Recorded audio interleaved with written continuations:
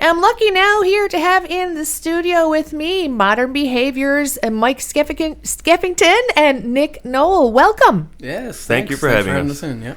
Congratulations on your record, even though it's kind of it's almost a year now since it came out. Pretty much the year anniversary this month, yes. Yeah, wow, right, yeah. Fantastic. But you got lots of stuff on the go. You're playing tonight at the Black Sheep. Yes, yeah, we're playing with our friends from the Way East tonight at 11 p.m. Yep.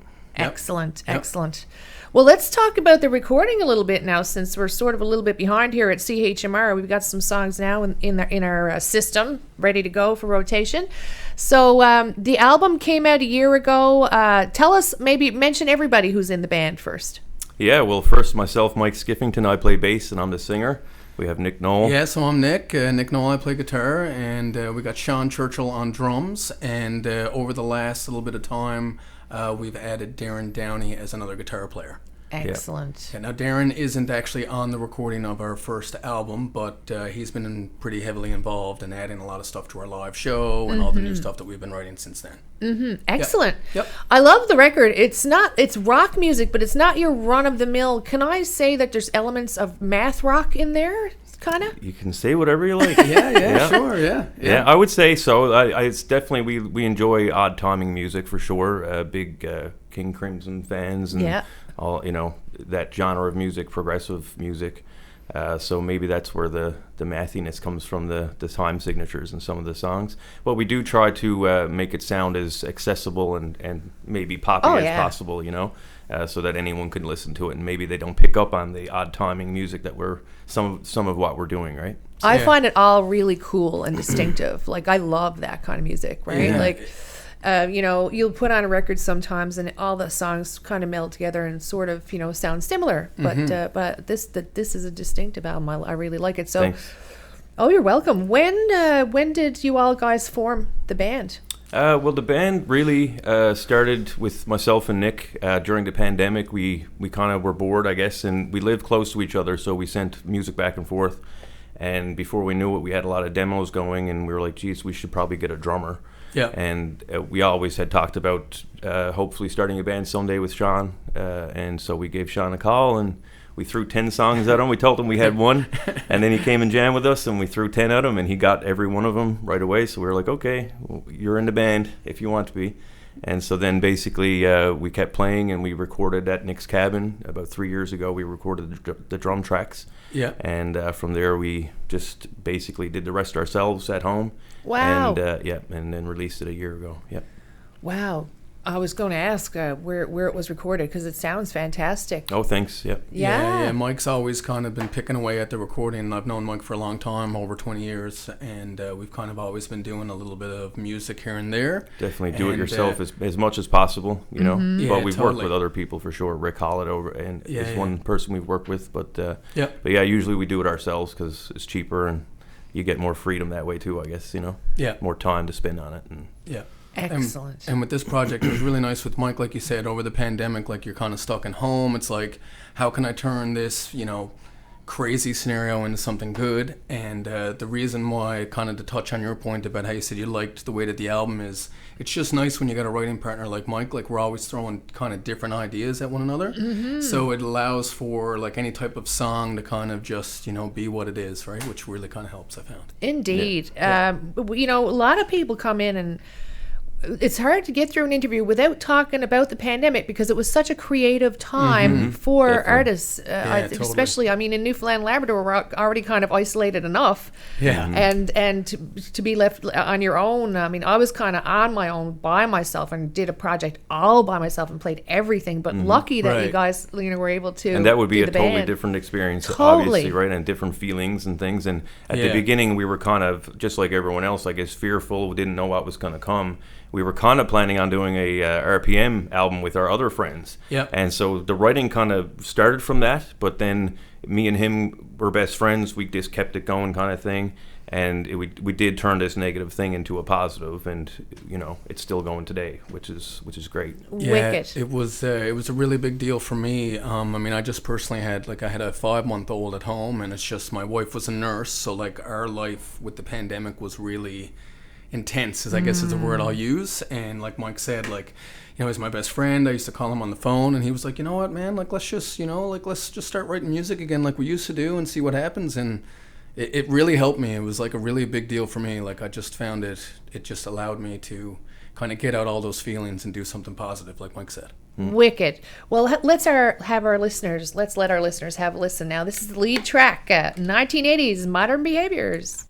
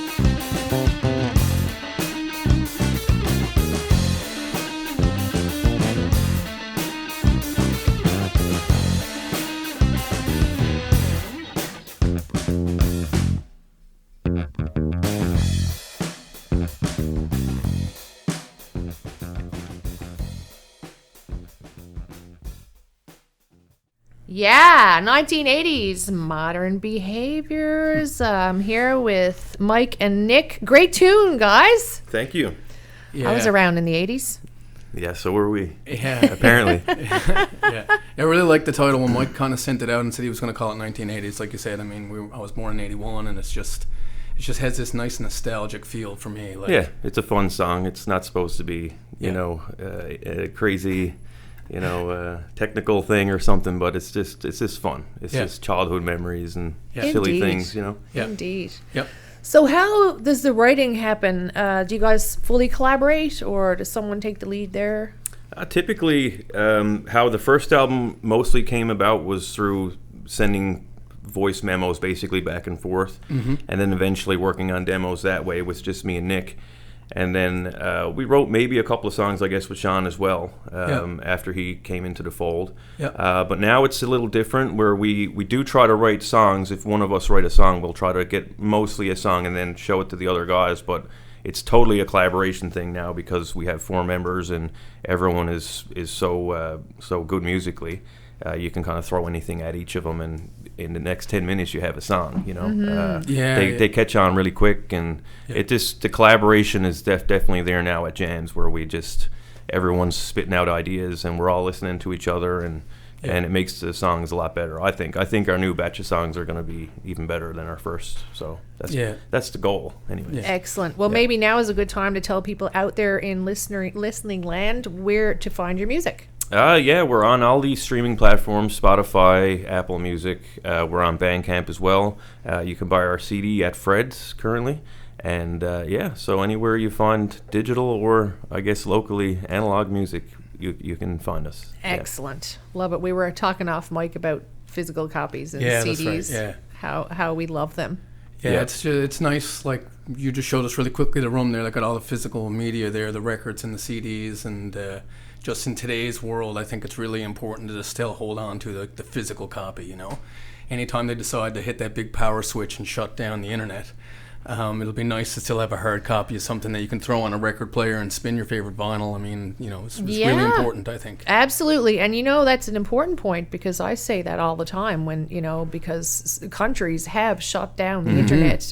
Pakistan, for instance, the government shut off the internet, and we had a lot of students here from Pakistan, and they had no way to communicate with their families. So that could happen. I see a lot of younger people going around now. They want to have their physical media.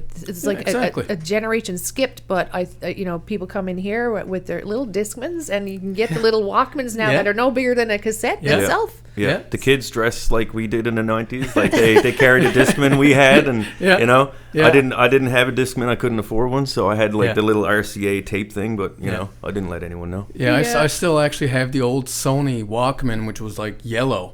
I still have it, man. Pop batteries into it. I've actually been listening to tapes recently of like stuff we did when we were like 17, and I'll like take it up to my cabin when I'm on the lawn, for example, and listen to a tape.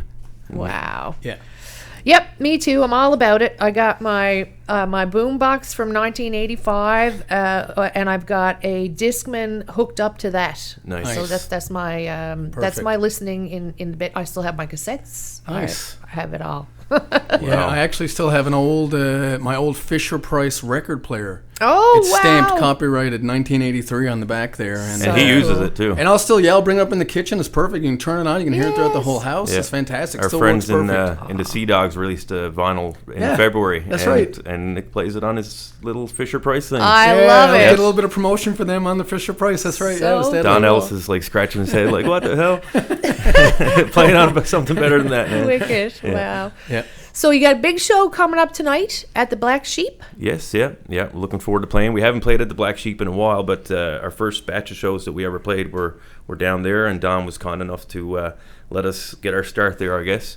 So it's going to be nice to be back there, and we always enjoyed the staff, and the crowd down there is really good. It's a music crowd. You're in the middle of George Street, but everyone's there for the same reason. They're not there to get drunk, per se. They're there to listen to the bands and enjoy the bands and enjoy each other. And so really looking forward to it. Playing with the Way East, our friends who have been in here recently. And we've played one show, I think, with them before, but we're friends. We know each other and stuff outside. So it's going to be good to play with those guys again. Excellent. Sure. Yeah. Well, here's another one. Love this one. Here's Modern Behaviours and The Rise and Fall.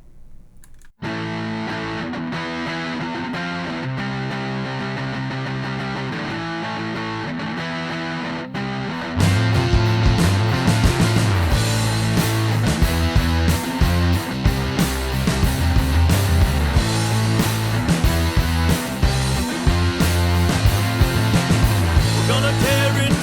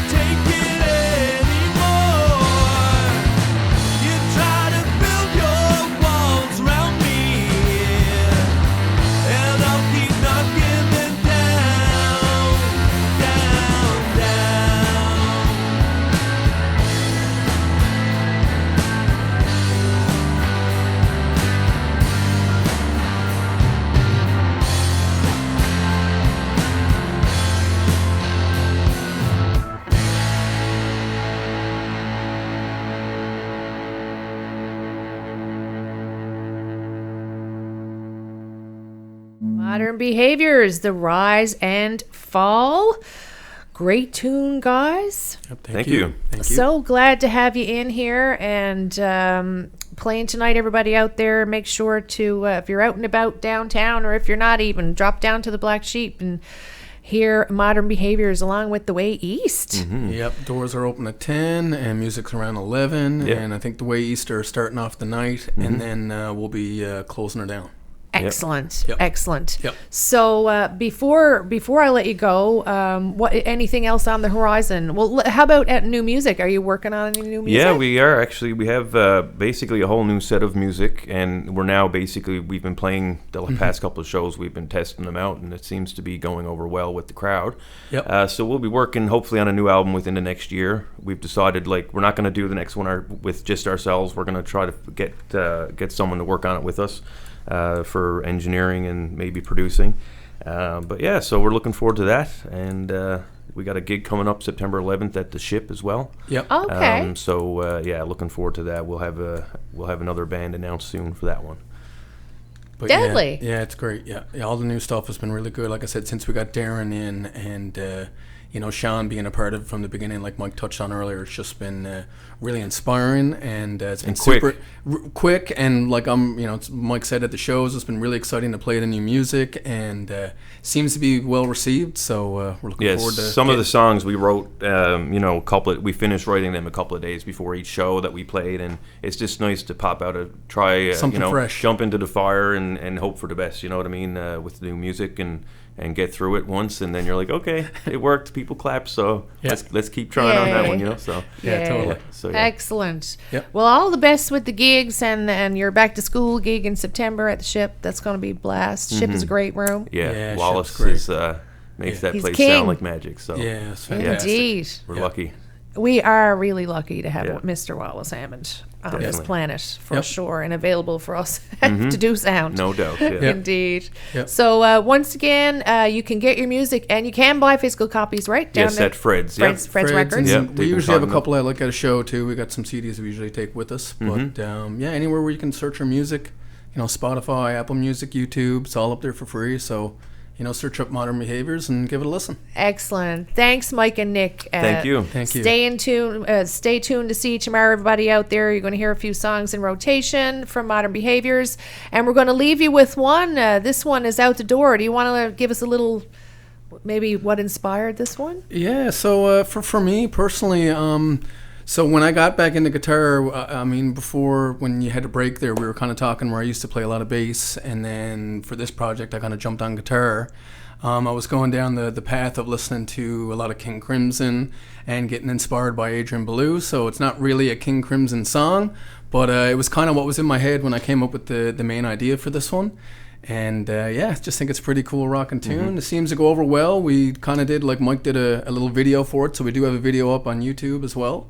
And seems to be a crowd favorite as well. So I think it's a good tune. Good times all around. Wicked. Well, thanks, guys. All the best. Great show tonight. Thank you. Thank you. Take care. Yep. You too.